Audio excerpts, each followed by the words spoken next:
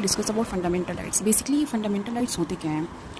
As we all know, there are 6 fundamental rights in Indian constitution. First one is the right to equality, article 14 to 18 है। तो right to equality basically बात करता है equality before law and equal protection of laws, means कि हर कोई law की नज़र में बराबर है। सेकेंड है prohibition of discrimination on grounds of religion, race, caste, sex और प्लेस ऑफ बर्थ। आर्टिकल 15 बात करता है कि कोई भी इंसान on the grounds of religion के बेस पे, रेस के बेस पे, कास्ट के बेस पे, सेक्स के बेस पे और प्लेस ऑफ बर्थ के बेस पे वो डिस्क्रिमिनेट नहीं किया जा सकता है। C equality of opportunity in matters of public employment, article 16 बात करता है equality of opportunity in matters of public employment, means कि पब्लिक एम्प्लॉयमेंट की जब बात होती है तो हर इंसान इक्वल है, उसको इक्वल अपॉर्चुनिटी दी जाएगी in all the matters of public employment. Article 16 बात करता है abolition of untouchability and prohibition of its practice, means कि हम जो भी है छुआ-छूत की हम कोई प्रैक्टिस नहीं कर सकते in Indian constitution. Article 70 it's very important article. Article 18 बात करता है abolition of titles except military and academic. इसमें हम बात करते हैं कि जो भी अबॉलिशन है टाइटल्स के उसके बारे में, बट इसमें मिलिट्री एंड एकेडमिक टाइटल्स की जो बात है वो नहीं की गई है।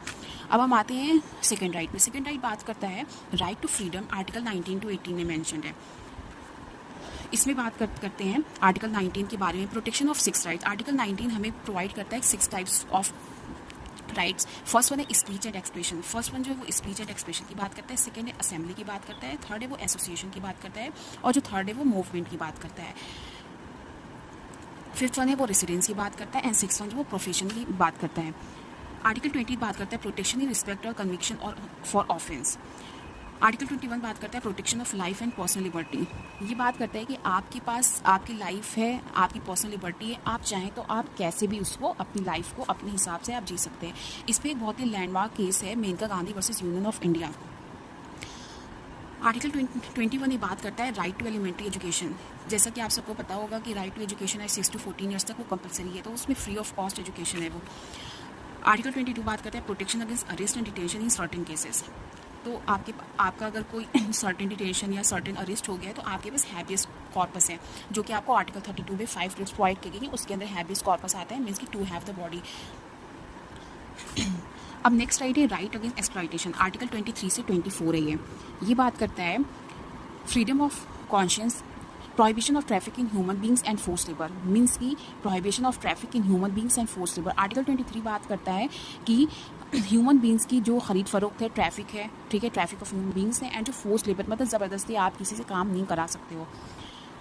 आर्टिकल 24 बात करता है prohibition of employment of children in factories, means कि below the age of 14 years आप किसी भी चाइल्ड से आप वर्क नहीं करा सकते, वो कंसिडर किया जाएगा as a child work. So constitution ने इसको प्रोहिबिट किया है। नेक्स्ट आता है right to freedom of religion. Article 25 से 28 है ये।